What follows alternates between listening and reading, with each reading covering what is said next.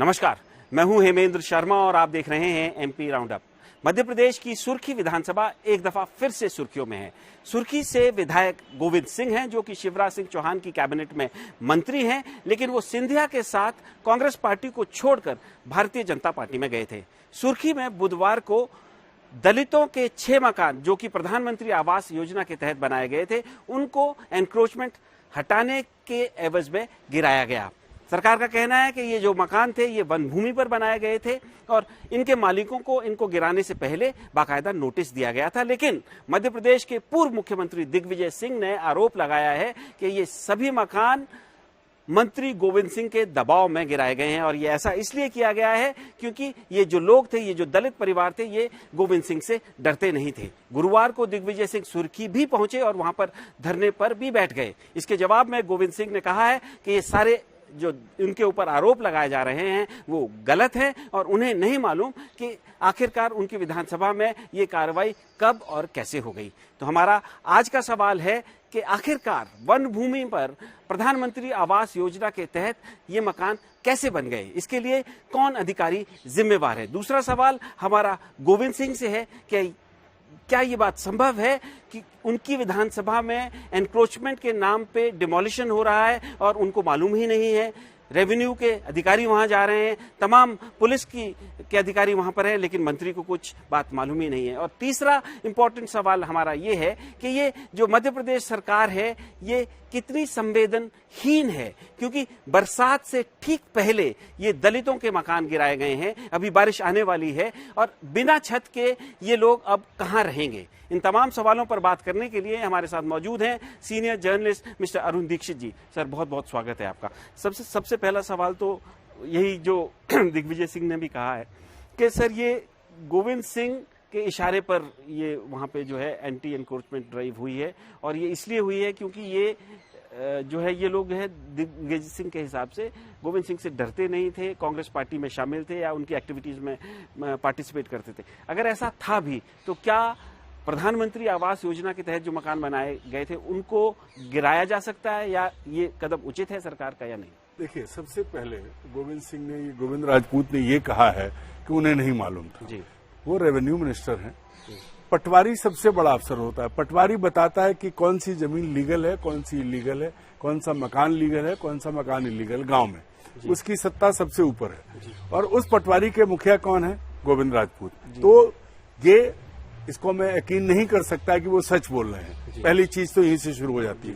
दूसरी बड़ी चीज ये है कि सरकारी जमीन पर मकान बना तो फिर प्रधानमंत्री आवास योजना के तहत उसका फैसला तो जिले का कलेक्टर करता है, पटवारी की रिपोर्ट लगती है। तो वो मकान बने 2 दिन में तो बने नहीं होंगे, सालों में पैसे रिलीज होते हैं। किस्तों में पैसे रिलीज होते हैं, जमीन देखी जाती है, उसके बाद तय होता है कि कैसे पैसा रिलीज हो गया। सरकारी जमीन थी तो फिर वो कौन कलेक्टर था, वो कौन पटवारी था जिसने पहले अनुमति दी? क्या सरकार उसके खिलाफ कार्रवाई करेगी या फिर ये बताया जाए कि बिना देखे पूछे ऐसे ही कहीं भी किसी को अनुमति मिल जाती है? अच्छा सर, तो मेरा सवाल ये है, पहले जो शुरू में आपने कहा कि भाई ये रेवेन्यू डिपार्टमेंट तय करता है, रेवेन्यू मिनिस्टर गोविंद सिंह राजपूत खुद है, वो कह रहे हैं कि उन्हें नहीं मालूम। सर, हालांकि एक फैक्ट ये है कि ये वन भूमि कहा जा रहा है और वन विभाग ने एनक्रोचमेंट हटाया, लेकिन मेरा आपसे सवाल है ये कि क्या ये संभव है अगर वन विभाग की भूमि है और यदि वन विभाग वहां पे एनक्रोचमेंट हटाने जाता है तो क्या रेवेन्यू मिनिस्टर को मालूम नहीं होगा, खासकर तब जब वो उनकी कॉन्स्टिट्यूंसी का मामला है? हेमेंद्र जी, वन विभाग की हैसियत इस वक्त क्या है? रोज वन विभाग के अफसर पिट रहे हैं। हजारों एकड़ वन जला दिया गया है, लकड़ी रोज कट रही है। वो वन विभाग जो लकड़ी नहीं बचा पा रहा है, वो वन विभाग कैसे चला जाएगा मकान गिराने? क्योंकि मकान गिर रहे थे तो पहले भी वन विभाग अंधा तो नहीं है ना। वहां पर जो अफसर तैनात हैं, जो कर्मचारी तैनात हैं, उनकी आंखें तो बंद नहीं है। दरअसल सारी लड़ाई जो है वो कहीं ना कहीं इसके पीछे राजनीति है। अदरवाइज मकान कैसे बने, सरकार ने कैसे पैसा दिया, कैसे अनुमतियां मिली, कैसे किस्तों में जाके वो मकान पूरे हुए, तब कहां थे ये लोग? अच्छा सर, राजनीति तो है, चलो ये मान लिया जाए क्योंकि जो फैक्ट सामने आ रहे हैं उसमें दिख रहा है, लेकिन एक ओवरऑल जो सरकार की संवेदना उसको अगर बात की जाए या लैक ऑफ संवेदनहीनता की अगर बात की जाए कि बरसात से ठीक पहले, मैं आपकी बात रोक रहा हूं, मैं आपको रोक रहा हूं। ये मध्य प्रदेश के मुख्यमंत्री शिवराज सिंह चौहान के मुंह पर तमाचा है।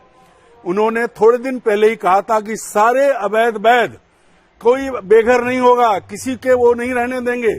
एक तरफ मुख्यमंत्री इतनी बड़ी बात करते हैं, हजारों कॉलोनियां, हजारों गांव के पट्टे बांटते हैं, दूसरी तरफ सरकार के पैसे से बनाए गए मकान एक मंत्री के इलाके में, कोई सामान्य विधायक नहीं, तोड़ दिए जाते हैं। तो ये मुख्यमंत्री फिर मुख्यमंत्री के अस्मिता को, मुख्यमंत्री के वर्चस्व को, मुख्यमंत्री के इकबाल को चुनौती है ये, कि अगर सरकारी अफसर, मुख्यमंत्री एक तरफ बड़ी बड़ी घोषणाएं कर रहे हैं और उन्हीं के उससे बनाया, सरकार के पैसे से बना, निजी मकान नहीं थे।